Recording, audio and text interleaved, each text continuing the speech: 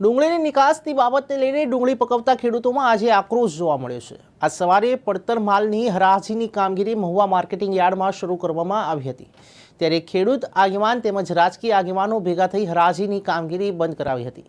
ત્યારબાદ માર્કેટિંગ યાર્ડના સેક્રેટરીને રજૂઆત કરવામાં આવી હતી। પોલીસ દ્વારા ચુસ્ત બંદોબસ્ત ગોઠવી દેવામાં આવ્યો હતો, ત્યારે સૂત્રોચ્ચાર કરતા ખેડૂતો આગેવાનોને પોલીસ દ્વારા અટકાવવામાં આવ્યા હતા। ત્યારે ખેડૂતો તેમજ ખેડૂત આગેવાનોએ ડુંગળીનો હાર પહેરીને વિરોધ પ્રદર્શન કર્યું હતું। આજ રોજ મહુવા માર્કેટિંગ યાર્ડમાં તમામ ખેડૂતોને સાથે રાખી અને સરકારે જે ડુંગળીની નિકાસબંધી કરી અને નિકાસબંધીના કારણે ખેડૂતોને જે નુકસાન થઈ રહ્યું છે, આજની તારીખમાં જે ડુંગળી આવે છે એ ખરેખર સ્ટોક કરવા જેવી ડુંગળી ન હોય, એ 8 દિવસ કે 10 દિવસમાં ડુંગળી બગડી જતી હોય અને ખેડૂતો ડુંગળીનો સ્ટોક ન કરી કે એના વિરોધમાં સરકારે જે નિકાસબંધી કરી એના વિરોધમાં ખેડૂતોને સાથે રાખી અને આજ આંદોલન કર્યું અમે અને માર્કેટિંગ યાર્ડના ચેરમેનને રજૂઆત કરવા આવ્યા, ત્યારે પોલીસે અમને રસ્તામાં રોકી।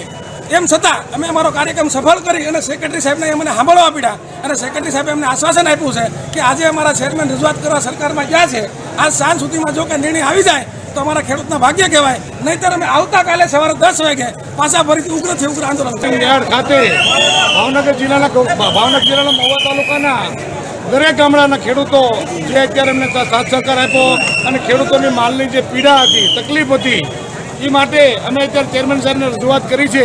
છતાંય જો કાલે અમે એનો નિર્ણય નહીં આવે તો દરેક ગામડાના ખેડૂતો કાલે 10 વાગે અમે હાજર રહેવાના છીએ અને કાલે જો કોઈ નિર્ણય નહીં આવે તો ચેરમેન સાહેબની ઓફિસ તથા ધારાસભ્ય સાહેબની ઓફિસ અમે કાલે તાળાબંધીનો પ્રોગ્રામ કરવાના છીએ। એ અમારી એક છેલ્લી નિર્ણય છે। મારું નામ વાળા ભરતસિંહ પોપટભા, ખેડૂત આગેવાન ભાવનગર। અત્યારે જે સરકારે ડુંગળીની નિકાસબંધી કરી છે એમાં ખેડૂતોને અઠવાડિયા પહેલાં જે 700 રૂપિયાનો 1 મણ ડુંગળીનો ભાવ મળતો હતો એ અત્યારે 400 થી 300 થી 200 રૂપિયા સુધી પહોંચી ગયો। એટલે આખા ગુજરાત અને ભાવનગર જિલ્લાના ડુંગળી પકવતા ખેડૂતોમાં આક્રોશ છે। એટલે અમે આ આંદોલન છેડ્યું છે કે સરકાર છે એ 6 દિવસની અંદર આવડો નિર્ણય છે એ હટાવી લે, નહીં તો 6 દિવસ પછી અમારું આંદોલન ઉગ્ર થશે। અને આજથી અમારો એક નિર્ણય છે કે જો આ નિર્ણય નહીં આવે તો કાલે અમે મહુવા ધારાસભ્યના પરમ દિવસે તળાજા ધારાસભ્ય અને પછી સંસદસભ્યને ભાવનગર એના કાર્યાલયને અને એની ઓફિસને તાળા મારશું, કારણ કે જ્યાં સુધી આ નિર્ણય નહીં આપે ત્યાં સુધી મારું આંદોલન પૂરું નહીં થાય।